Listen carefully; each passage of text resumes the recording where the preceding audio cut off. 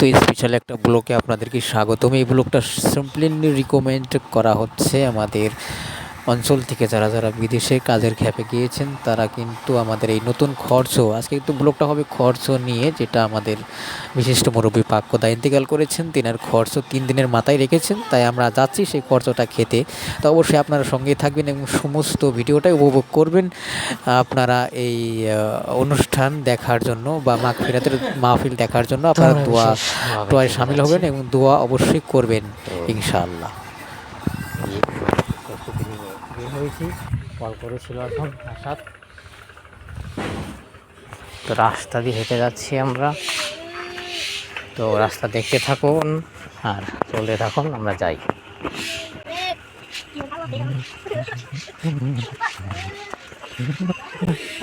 তো আমাদের গ্রামের রাস্তা দেখুন বৃষ্টি নামার পরে কীরকম একটা পজিশন হয়ে যায়।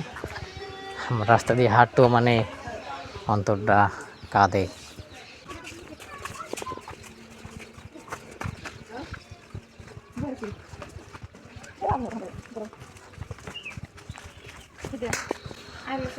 এখন আসাদকে ডাক দিব, দেখি আসাদ বের হয় কিনা।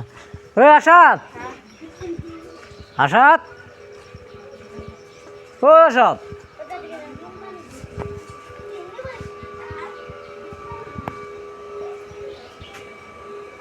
যেহেতু চটি মুড়ি নাই মনে হয় গিয়েছে, তা একটু কল করে দেখি গেছে না নাই। আমরা আসাদকে কল করলাম, আসাদকে পেলাম না। আসাদ আগে থেকে ওখানে বলে গিয়েছে, কারণ সকাল থেকে ওখানে কাজ করছে, তো তাই ওখানে গিয়েছে। তা আমি এখন বিমলকে ডাকবো। এখন সামনে বিমল আছে, সে মনে হয় যায় নাই, কারণ আমাকে ছাড়া তো যাবে না। ওই যে সামনে বিমলদের বাড়ি দেখা যাচ্ছে, তো আমি এখন যে ওখানে বিমলকে ডাকবো। তো আপনারা সঙ্গেই থাকুন আর দেখতেই থাকুন। আমি সামনে যে আপনাকে সবজি কিন্তু অবশ্যই দেখাবো, খেতে বলবো না, খেতে পারি না, তো সবজিটা কিন্তু অবশ্যই দেখবেন। ও বিমল, ও নিকাল। তো বিমলকে আমি ডাকছি, বিমল যে অলরেডি রেডি হয়েছে, তো কিছুক্ষণের মধ্যেই সে বাইর হয়ে আসবে। দেখুন সে আপনার বডি বিল্ডার হয়েই মানে বের হয়েছে। তাড়াতাড়ি বের হও, আমি ওয়েট করছি। ততক্ষণ পর্যন্ত ওয়েট করি সে বাইর হওয়ার আগ পর্যন্ত।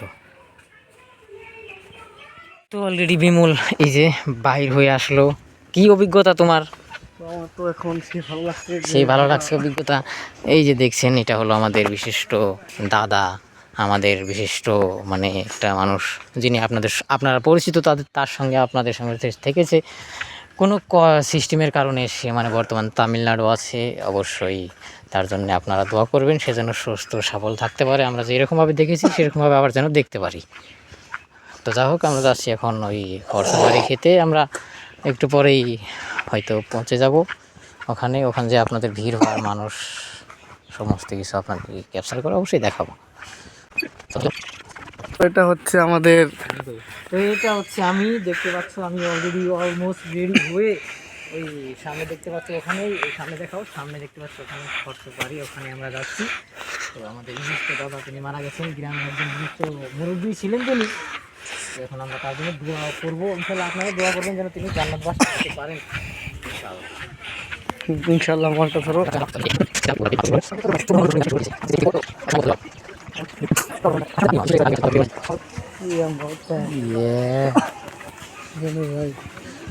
কাম সেরেছে,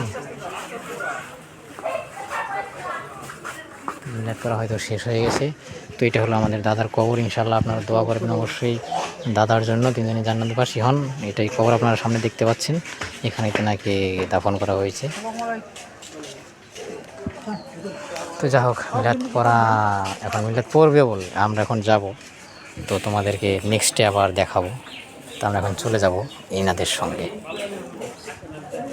চলো।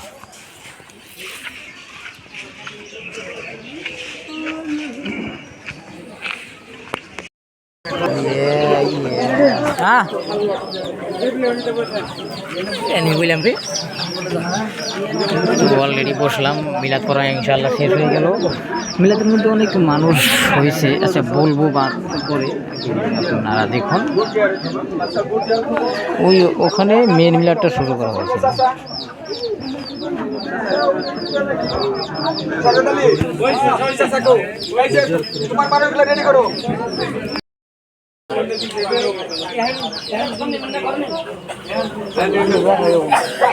জায়গা তো না সবাই কবর জিয়ারত করতে গেছে, মানুষ তো অনেক, কিন্তু একটু পরে বসবো আমরা, অবশ্যই আপনারা লাইনে থাকবেন। তো আমরা জায়গা ধরার জন্য এখানে হারিয়ে রয়েছি, কিন্তু না হলে কিন্তু আমরা কবর জিয়ারত করতে যাইতাম আর কি, কিন্তু হিসাবের জায়গা পাবো না, তাই আমরা কবর জিয়ারত করতে গেলাম না। অবশ্য আমরা এখান থেকে দোয়া করে দেবো, আল্লাহ তো সবখান থেকে দোয়া শুনে, সেটা তো বড় কথা না। তো আপনারা তার জন্য একটু জিয়ারত করবেন ইনশাআল্লাহ, তাই যেন জান্নাতবাসী করা হয়। তো আশপাশে ক্ষীর দিল, ক্ষীর কিন্তু আমরা নিলাম না, আমরা এদিকে ক্ষীর মানে খাইলে ওই ভালো লাগে না, তো তাই এই যে বিমলও নেয়নি, কিন্তু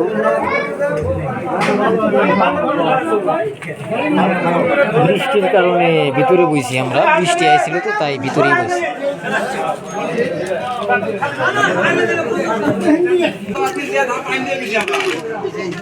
গরম গরম ভাত নিয়ে এসেছে এখন